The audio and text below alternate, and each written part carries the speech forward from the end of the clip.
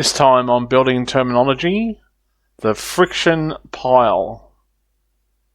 The friction pile is a pile where the major component of the resistance of the pile is contributed by the force developed along the shaft of the pile.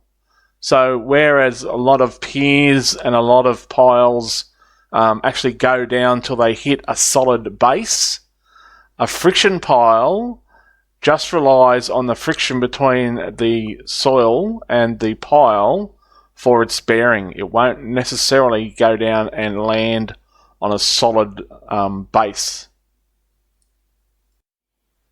If you like this video, please hit the like button and subscribe to my YouTube channel. And you can also follow me on Facebook.